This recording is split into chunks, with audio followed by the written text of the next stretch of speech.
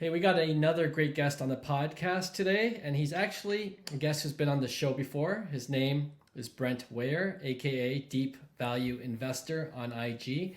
I've always enjoyed the content he puts out, which is often on how to think about which cards to invest in, and as his IG name suggests, where to find deep value. Last time he was on the show, Brent talked about choosing scarcity over grade, and we'll get into that again in just a bit.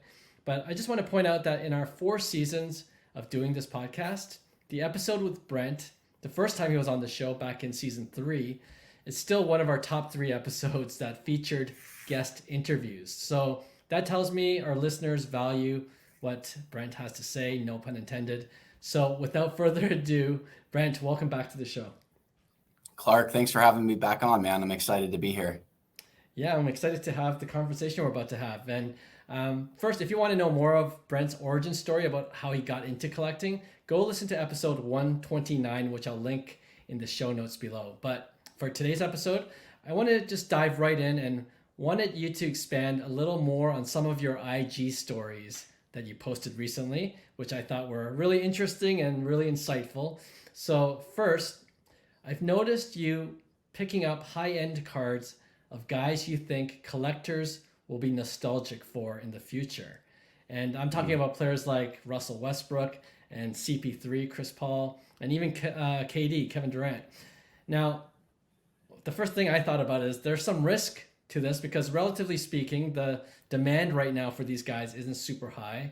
And of course, there's no guarantee that it will be in the future. So what's your thought process on this? Why is it worth the risk for you to start picking up some of these guys? Yeah, I started thinking about, some of these players after seeing a lot of the 90s cards really taking off and seeing players like Eddie Jones and Glenn Rice and, these guys that were mediocre players, maybe an all-star or two, and people having so much nostalgia for them. And then I started thinking about philosophical teachings around we don't appreciate what's great when it's right in front of us. And I started thinking about, well, gosh, if people are having nostalgia for Glenn Rice, you're telling me they won't have nostalgia for point guard Chris Paul down the road? You're telling me that KD, who's one of the top 10, 15 players of all time, no one's going to have nostalgia for him? Right. And I started thinking about, Michael Jordan when he was on the Wizards. I'm sure there was a time where people were not thrilled about buying Michael Jordan cards. I'm sure there was a time where he wasn't so loved when he was still playing. And I love buying great cards down 80, 90, 95%. So, for example, Kevin Durant's exquisite rookie patch auto to 99 peaked at $150,000, and I'm picking them up for $13,000. Wow, so, I don't like to lose money, and I like to limit my risk. And so I'm always assessing, sentiment. I'm always assessing risk. I'm always assessing future upside and kind of getting ahead of that nostalgia curve. So to me, it's almost like a rare sports car that's, depreciated considerably from considered cool again. It's not a collectible yet, but it's probably going to be one. And so I see it as future nostalgia. So guys like Chris Paul, guys like Kevin Durant, Westbrook, it's funny to, make fun of them now at the end of their careers, but all of the guys that we have nostalgia for now all had end of career seasons that were not, let's say, easy to watch. Sure. Yeah. No, thanks for elaborating on that. That definitely makes sense to me. And the more I think about it, guys like for baseball, like Don Mattingly and Ken Griffey kind of evoke that nostalgia for me right now. And I was going to ask you that question. Are there any other players that you see collectors are nostalgic for now, and then you see that corresponding bump in value? You already mentioned Glenn Rice. That's a good example. But have you seen any other players that kind of really, made you solidify, oh, this is what I can do for the future?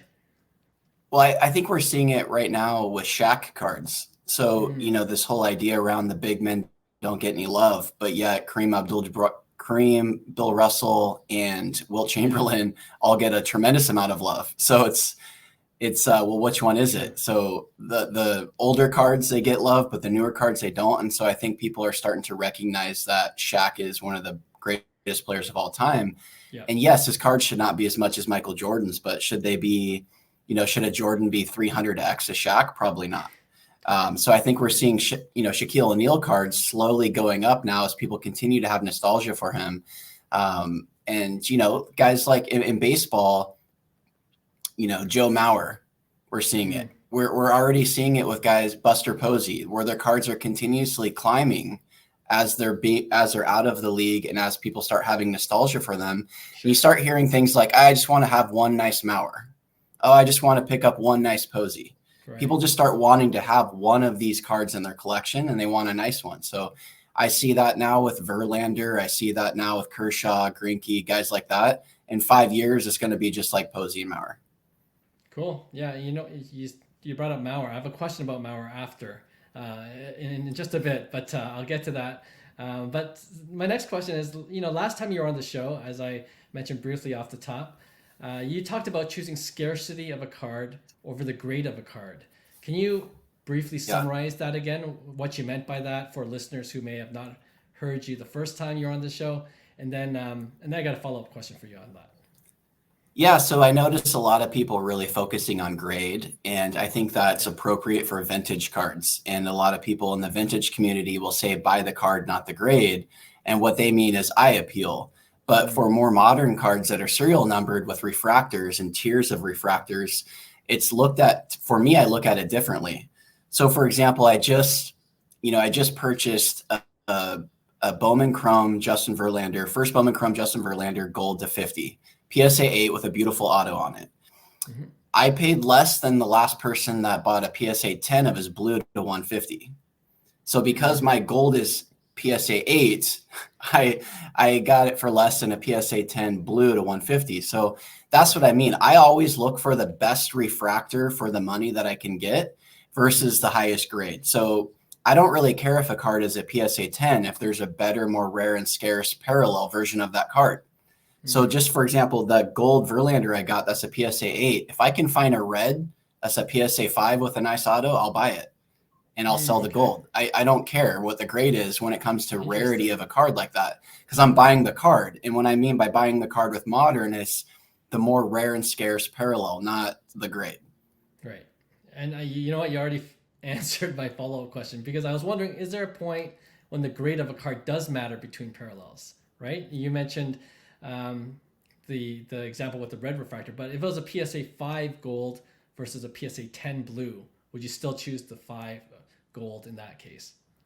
Yeah, because it would be probably half the price. So I would go for the PSA 5 gold. Right. For example, last year I did a lot of posts around a black label Mike Trout X-Fractor first Bowman Chrome auto that went for auction. And I was saying how ridiculous I thought it was that somebody would pay such a premium for an X-Fractor to 225, no matter the grade. When there's a blue to 150, there's a gold to 50, there's an orange to 25, a red to 5, and a superfractor. Right. So who cares? And at the time, I was showing you could have bought a gold Mike Trout first Bowman Chrome auto plus a blue in both 9.5 grades and still had cash left over for what someone had just paid for that black label X-Fractor. Yeah, right. And now moving forward, that black label X-Fractor is down to about $30,000, I think. It's been sold multiple times. Sure. And you could have still had at least a gold and a blue and cash left over if you'd have bought the other route. So that's what I mean. If there's a better parallel of a card, I don't really care the grade. Okay. Yeah. I think a more recent post that kind of demonstrates that it was a card that I was looking to, or at least on my watch list, but the Juan Soto Topps Heritage Real one, the blue ink, the one that's non-numbered, has jumped in value because Juan Soto's having a year. But I'm always looking at the red ink, the one that's more rare, the one that's actually numbered to 74. It seems obvious to me, but for some, I guess the grade is what they think of first. Yeah, so the PSA 10 of that blue ink just sold, and it spiked up, but you could have bought a red ink BGS 9 for around the same value. And to me, long term, it's a no-brainer. But I think there's a couple of different spectrums in this hobby where if you're just buying it and then going to the next show and trying to sell it immediately, the PSA 10 is easier to sell because not a lot of people are really thinking long term. Right. But if you're thinking long term, the red ink will, no matter what the grade is, will be a better investment. Good point. Yeah, good point. All right. One point you made on one of your other IG stories is that grades do matter more when the card has no parallels. So, like you mentioned, we're talking vintage cards, but even also cards from the junk wax era, like the Ken Griffey Jr. 1989 Upper Deck, where there's a million of them, but because there's no parallels, the grades do seem to matter more. To be honest, I generally hate to pay a super premium for cards that are rare because of the grade itself, which I think is subjective anyway. So, for example, I would never buy a BGS 10 or even a Black Label because I just think the premium for those cards isn't worth it. So, my question is to you: do you think there's a point where you might be paying too much just for the grade of the card itself, even for cards that don't have parallels? I mean, it's the game that is being played within that market. So, for example, the 52 mantle, there's 3 PSA 10s. And I think the value of those 3 PSA 10s is more than the value of all the 9s, 8s, and 7s combined, Right. even though there's significantly higher population. And that's just the way the game is played. When you don't have rarity and scarcity of a card based on serial number, you only have it on grade. So what else is there to go off of other than the grade? So, for example, the Ken Griffey Jr. 89 Upper Deck, there's over 4,000 PSA 10s. There's 114 BGS 10s. So that's significantly more rare. And pre-COVID, the BGS 10s were selling for about 8 times the PSA 10s as a ratio. Right now, they're selling for about 3 times. So I saw a good opportunity there to get a cool card that I always loved as a kid and be able to create some rarity and scarcity with a grade. So if that card had a parallel, though, there's not a chance I would be buying a BGS 10 base card. Gotcha. But that's all that you have to make that card rare and scarce is the grade, just like a 52 tops mantle. Right. Yeah, that makes sense. Okay. We used to talk about it a lot more, just check the ratios, but I forgot about that. Yeah, that's a great point and a great reminder. Yeah, and I think people are forgetting about the BGS 10s. And I think one thing that's going to wake up the market around them is when someone ever sells an 86 Jordan BGS 10. When that happens and people see that go for over $1 million when the PSA 10s are doing 175, I think people will open their eyes and be like, whoa, crap, maybe there's something to this. Yes. Because, the BGS 10 Griffey is what, 70, 80% more rare. The significance is astonishing. And, you can say the same thing about an 86 Tiffany Bonds. Right. There's only 13 BGS 10s of that. Yeah. That's a special card. So, it is interesting, but they're all different games to be played. And I think people have a hard time moving from one game or one space of the hobby to another. And one thing I pride myself on is having the ability to, have fun in different areas of the hobby. And, what I might do in a vintage card or an 80s or 90s junk card, I wouldn't do in a more modern serial number card. They're completely different. And I don't think people can transition very well. Right. Yeah. No, that's fair. Yeah, absolutely. I was just thinking back to our last interview, and you did talk about this last time as well, but you mentioned when investing in high-end cards, one question you should ask is whether it's an important card for that player. So I was wondering if you can identify 3 factors and how you consider what makes a card important for that player. Yeah, I think I was just talking to somebody on Instagram that has an AJ McCarron collection, the quarterback. And a lot of people probably don't know him. But we were having a great conversation around everybody should collect some bum, nobody player, right? Okay. Get used to identifying, because when you start collecting somebody that is a nobody, you figure out pretty quickly what cards truly are important.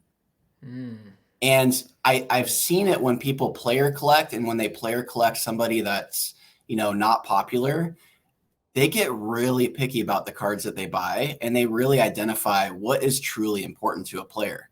So one, I would recommend anybody getting into the hobby to start collecting somebody that's not considered popular, highly collectible, and get a feel for what cards truly are important, because we tend to forget that when it's a player like LeBron James or, Aaron Judge. I'll see on eBay all the time, hundreds of Aaron Judge cards going up for auction that have no importance at all.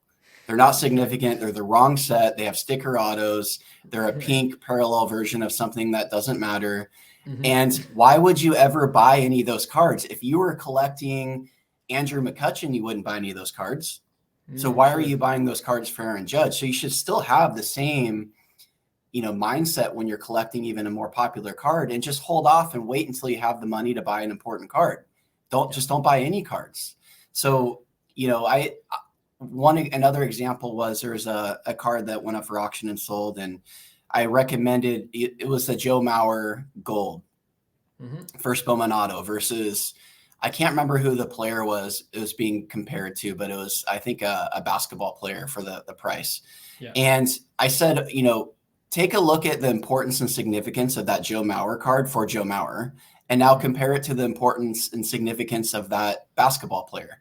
Right. That is the most important Joe Mauer card that exists for Joe Mauer. And that wasn't even a top 500 card for that basketball player.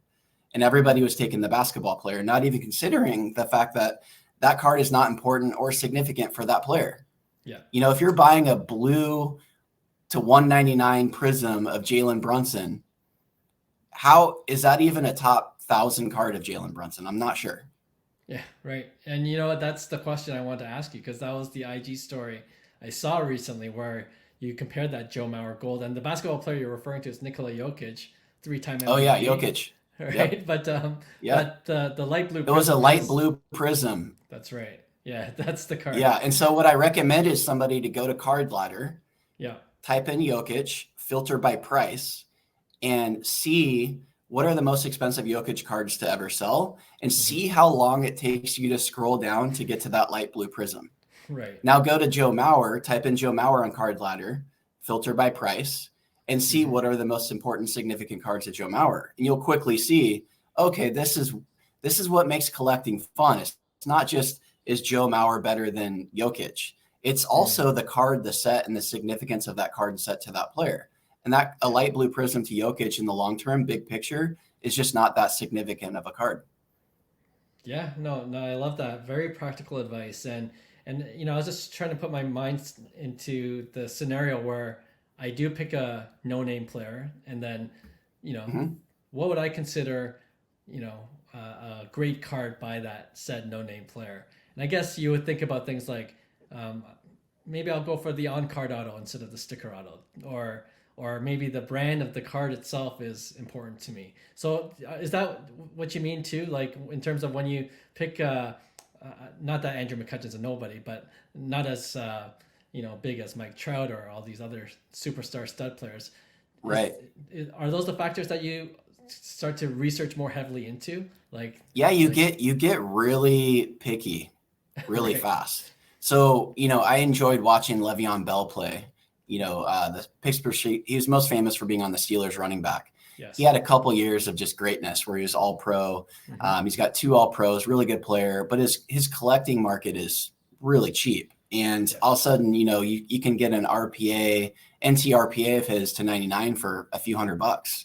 So I got really picky around, well, which card am I going to get of his? So I bought his NFL Shield RPA NT 1 of 1. Right. And you start realizing, wow, imagine buying just a Topps Chrome refractor of his as a rookie.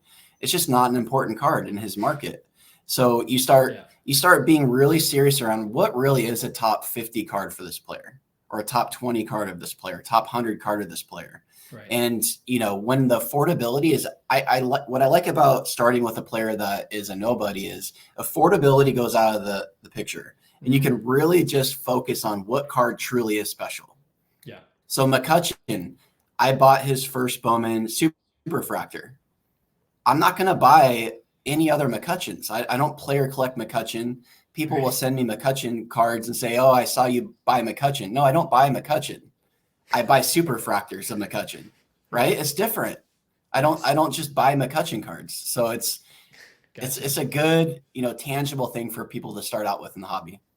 I like that. Yeah, I like that. Another thing you mentioned, I never really thought of before you brought it up, is to be careful with investing in cards of retired players that come in sets from years where they're no longer playing, right? So, for example, a more recent one would be Tim Duncan autograph cards released by Panini this year. Obviously, he's been long retired, and now you're beginning to see his new autograph cards in these sets. So why do you think we should be more hesitant or more thoughtful about buying some of these non-playing days cards? again, it comes back to importance and significance. Those Tim Duncan cards, how important or significant are they? And so it also comes down to the price too. If you're just a Tim Duncan fan and you enjoy having a Tim Duncan auto, that's fine. But what I'm noticing sometimes in these markets is when things come out, they're really expensive. Right. And so, there's a price for everything. And it also provides boundaries to collecting. So if, you have boundaries, for example, I won't buy a card with a sticker auto on it. I just won't do it. It's just one of my boundaries. Also, non-playing years is something that I am a lot more picky around because there's just unlimited years of them. They can just, a manufacturer can just continue to make year after year after year, gold prism, gold prism, gold prism, gold prism. Sometimes I'll look through and it's like year 18 Kobe Bryant gold prism. And then it's, 3 years after he's retired gold prism. And it's just kind of unlimited. There's no boundary around it. And so I think it's important to have boundaries around your collecting. One thing that I've noticed is if I do buy a non-playing year, it's because it's, for example, a first year exquisite and it's a special set. And maybe that player didn't have any autograph or patch cards as in their playing days. Right. And something about the on-card auto and a game used patch in a first year exquisite to me speaks to me because it kind of brings the card more to life. And there is a boundary around that card because Magic Johnson, for example, held the card, he signed the card, and it's got a game used piece of jersey in it. Yeah. But I'm pretty picky when it comes to non-playing days. Yeah.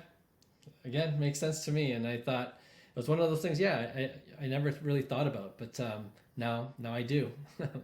All right. I got one more question before we move on to our next segment that I hope you can participate in. But the hobby's always in flux, right? It's always changing. And we're talking just off air how it's been about a year since we last talked on the pod. And so I'm wondering, is there anything that's happened over the past year or two that's made you rethink certain strategies when it comes to investing in cards? So what I mean by that, for example, is, Panini America looks like they're just going downhill fast, one bad news after another. So would that make you rethink getting modern day Panini cards? Because in a few years, they might not be so important in the sports card landscape, or even the number of one-of-one cards we talked about in the pod before. There's so many different one-of-one cards. Maybe they're just not as important anymore unless it's the superfractor. And so you just stay away from all the other one-of-ones. So those are just a couple examples. Is there anything that's changed in the hobby landscape that's made you rethink on how you're going to strategize in investing in cards for the future? Well, I would say it's a continuation on, some of the things I said last year and before, is that most cards are on their way to the dollar bin. Most cards are on their way to being worth next to nothing, right? So if you have that landscape and you understand that it's like the art world where most art has no value and very few pieces of art have all the value, I believe more and more people will be after fewer and fewer cards over time. And so I think the way I collect now, and that continues to evolve, is I just continuously focus on more and more important cards for players instead of just the players. So there was a time where I might have wanted a Topps Chrome LeBron James rookie card. Now I wouldn't even consider that card because it's just not that important of a card for LeBron James at all. So I just won't even buy it at all.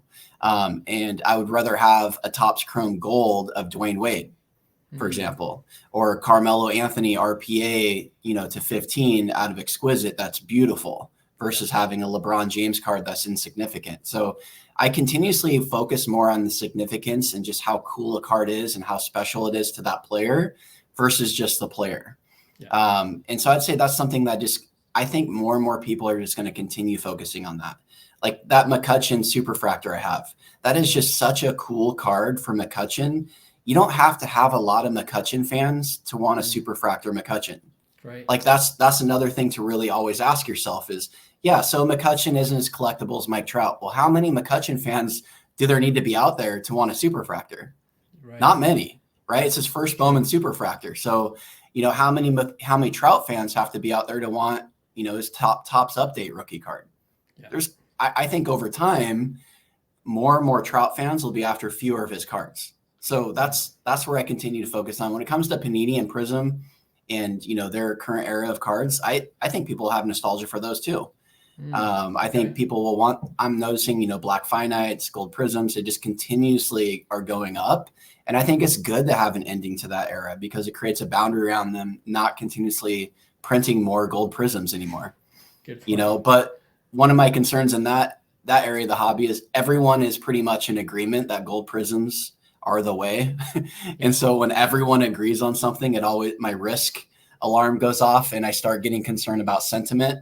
Most people on podcasts and most people in the hobby, they seem to always say, I'm a gold prism guy, or I'm a gold refractor guy, as if it's something unique to them or creative. Right. And it's just not that unique or creative to say you're a gold prism person. So that's my only concern around that. Those are clearly the cards have now, and I don't see that changing, but they're already priced accordingly. So okay.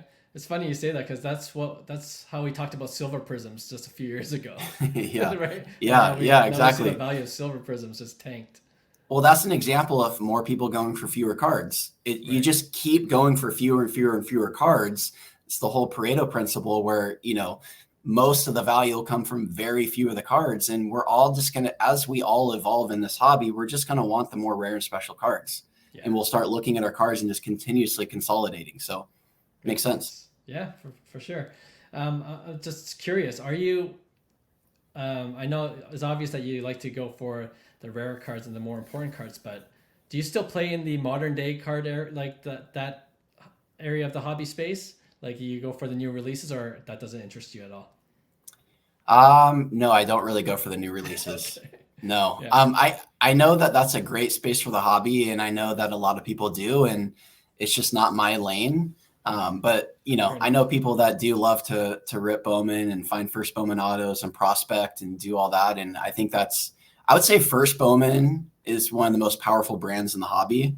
Yeah. And I think one of the least respected parts of the hobby is baseball collectors, especially on Instagram. And I think that the foundation of this hobby is baseball. That's why I always love to listen to your guys' podcast because first Bowman autos, I posted a Zach Greinke gold first Bowman, and people didn't even realize he had a first Bowman, right? Because a lot of the hobby got in the last few years and just think of, pretty much Vlad and Soto and Tatis and on. Yeah. They don't realize that Joe Mauer has a first Bowman auto or that Zach Greinke has a first Bowman auto or McCutcheon. So I like to be more of a treasure hunter for people that are not on everyone's radar and not being flipped every single day. Nice. Yeah. And, we always appreciate you listening in, and we do talk a lot of baseball cards because that's what we know best. But yeah, Brent, as always, we appreciate your time and your insight. And, before we let you go, like I just mentioned, we started to do this with more of our recent guests that we've had on the pod, where we have them take part in our weekly segment that we call Pick One. And this is usually when myself and my two other co-hosts, Hyung and John, we each pick a couple of cards and then we debate which one we would rather invest in. But for our guests, I've kind of done the pre-selection for you. So I'm going to throw out a couple cards and then you just tell me which one you would invest in and why. Okay. And okay. I didn't write this down, but you were just talking about it. So first Bowman Chrome Autos. Of course, they're a strong brand in the baseball card collecting community. And the thing that's coming up now is the MLB debut patch 1/1s. We've debated this on the show a few times with my other co-hosts. Do you think, which one would you rather choose for you, first of all? And do you think there's going to be a time when the MLB debut patch 1/1 will be the rookie card to go for baseball card collectors? I think there's space for both of them. I think that, in baseball, for whatever reason, the patch autos have never really caught on. And there's been patch autos for a while now with other brands in baseball, and it just hasn't really caught on like first Bowman autos have. So I would say first Bowman auto, there's just something special and nostalgic about that brand already, and I only see that growing. So I think there's space for both of them. It could be a great crossover from, basketball and football collectors to get into baseball or buying these patch autos. So, a lot of the Topps Dynasty and a lot of these brands are coming out. I could see that as a good way to get basketball collectors into baseball. Where do I start? And they want to grab a patch auto because a lot of people really love those cards. I love those for basketball, with Exquisite. So, I think there's room for both of them, but first Bowman is definitely, what I'm drawn to. Nice, nice. All right, good. I was glad I asked you that because I was going to ask you about the Justin Verlander card, and you already answered that already about the lower grade, more rare. You're going to go for those instead of the higher grade and less rare. Um, Hmm. so here's another one. I think you posted this last week, but and you did mention it on this interview. Clyde Drexler's uh, 2009-10 Upper Deck Exquisite Collection patch auto. I think it's numbered to 22, and it sold for about 3K. So you got that card. You literally have that card, right? Yeah. Would you take that card or trade that card in for a Clyde Drexler 1986 Fleer rookie IP auto PSA 1010? So I'm not a fan of IP autos. Okay. So give me the Really Exquisite. Okay. Yeah, that's really easy. The Exquisite is the number piece. It's the last year of Exquisite, and it's just a beautiful card of Clyde Drexler in his Blazers uniform with a game-used patch auto in it. So it's just a gorgeous card to look at. And I grew up a big Blazers fan, grew up in Oregon. Nice. But I'm not a fan of IP autos because there's no boundary around it. Clyde can just continuously sign for the next 20 years if he wants. Someone could bring in 500 cards to Clyde tomorrow and sign all of them. And so to me, it matters when a player signs it too. I remember seeing pictures of Barry Sanders, and he's, chubby now and he's older, and, Right.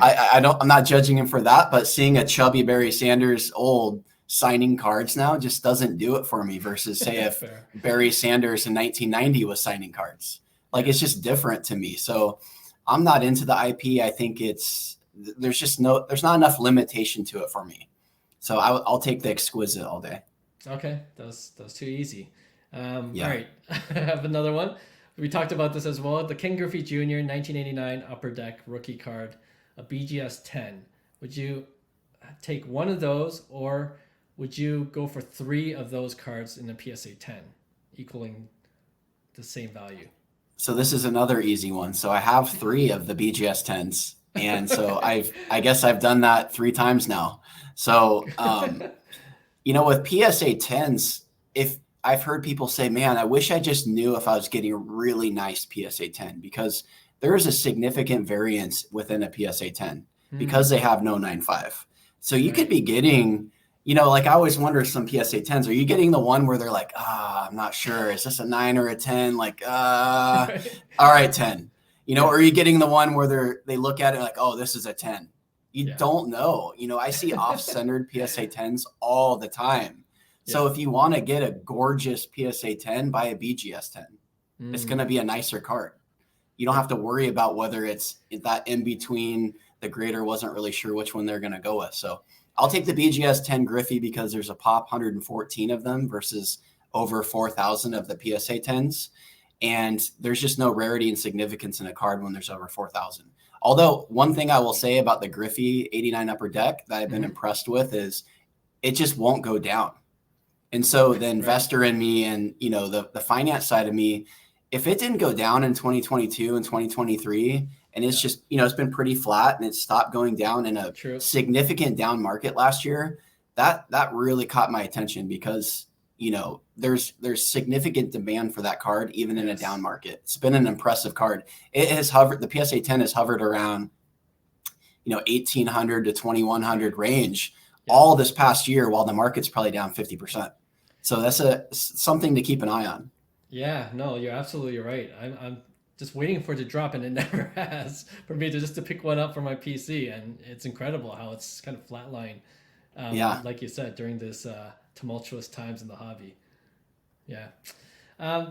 Man, I wish I had harder ones. We're gonna have to have you back on the show where I'm gonna brainstorm maybe with the other guys, and then we'll see if we could stump you. But it was just too easy for you. But I thought you were gonna ask me about the gold Mauer versus light blue prism Jokic. That was gonna be another hard one. Yeah, that would have been a slam dunk literally for you. But no, again, I always enjoy talking with you, and we'll definitely have you back on because I think every time I see your Instagram posts, I'm like, yeah, it makes total sense. But I know for a lot of people coming into the hobby, it's something valuable for them. So I'm glad. Yeah, I used to have when I was younger, I would want to keep my information and my knowledge and what I'm learning to myself. And I was always kind of scared to share it because people would steal it from me, or people would, I don't know. I didn't have an abundance mentality. And now I just love when I come into things, or if I learn something new, to just share it. And hopefully it helps other people. And I love the messages I get from people, because you never know where someone's at in their collecting journeys. And sometimes I'll share something and they're literally in the middle of deciding between a couple of significant cards, and it's really helped them make a decision. And then I get a thank you message, or I get a, wow, I'm so thankful I saw this message right before I bought this card, because I didn't think about that it was a sticker auto, like things like that. And so it's pretty rewarding. So thanks for having me on, Clark. No, appreciate that. And we'll keep in touch for sure.